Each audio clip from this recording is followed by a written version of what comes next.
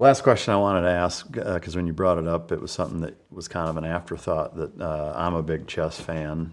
You said that you made a chess set while in captivity. I assume carved out of wood, and you still have it. Mm-hmm. I'd love to get a picture of that if we could. Yeah. What prompted chess in particular? Was it one of the few things you could think of that you could actually make and then do? And did you play chess with the other prisoners? Yeah, the reason I wanted to carve anything in the first place was because we were being held in a terrible camp, the barbed wire camp that was on the hill, where we were always sliding into the barbed wire.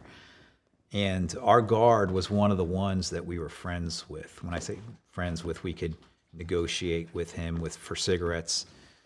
He was on duty and he was carving, and I was just watching as he was working the wood, and slivers of it were peeling away. And I was like, "Hey, Big Head," we called him Big Head, "can I use your knife and carve?"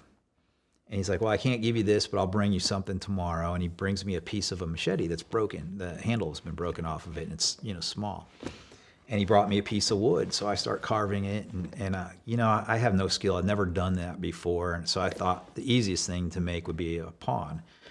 And I make one, it's big, and it doesn't look like a pawn at all. I showed it to Keith and Tom, and they couldn't guess what it was. And so I threw it, and I asked Big Head for different wood. And this time I drew out what a pawn is supposed to look like, and I started working on it.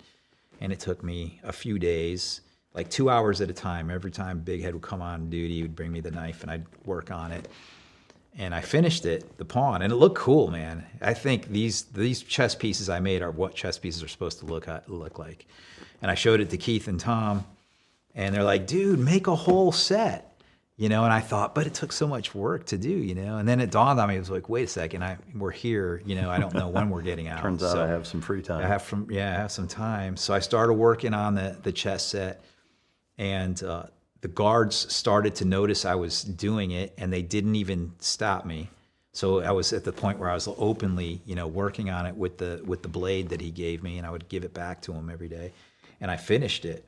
And so I thought that the benefit that I was going to get out of that was just carving it, And then once it was done, I was like, okay, it's over with. Little did I know, man, we would play chess every single day. When it was just Keith, Tom, and I in a camp, we played chess. And when we were in groups with other hostages, we played chess. And it was a mental escape. We were in the jungle, we're often hungry, always getting bit by mosquitoes and bugs and things. And but when you're playing chess, it didn't matter, man. And we would just sit down and focus. And I remember Keith and I, chained to each other later on in captivity. I had a chain around my neck. And we were sitting on the ground, and the chain was just coiled up right next to the chessboard, and the other end of the chain to Keith's neck. And we would, just be focused on our next move, and it was like everything disappeared. You didn't feel the chain anymore, didn't feel the hunger, you didn't feel the mosquitoes biting you. It was all about making the next move and killing his queen. And keep an eye on Keith, because sometimes, he'd swing that chain a little bit and knock the pieces over, and we'd have to restart, But it was a huge, huge benefit. And we all got super good at chess because we played so much. What did you use for a board? A piece of cardboard. So we had I acquired a piece of cardboard and a pen, and I just colored in the squares.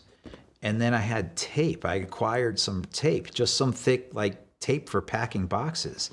And I taped the whole thing over to protect the cardboard. Like laminate almost? Yeah, like a laminate. And it lasted. And before taping it over, Keith, Tom, and I signed the back of the board.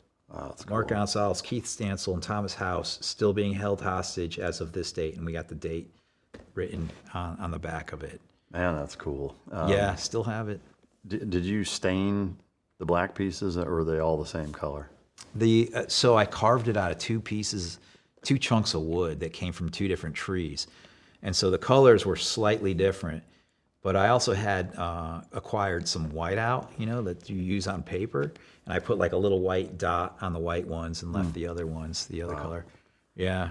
Do you still use any of those, or you just keep it? I just keep it. Do you still play chess a lot? I don't. Really? I should pick it back up, because I felt I mean, the brain is like a muscle, man. And I felt so much more quick-witted and sharper when I was playing chess. And now, everything's getting a little more dull. I think I need to pick it back up again. Yeah. Yeah.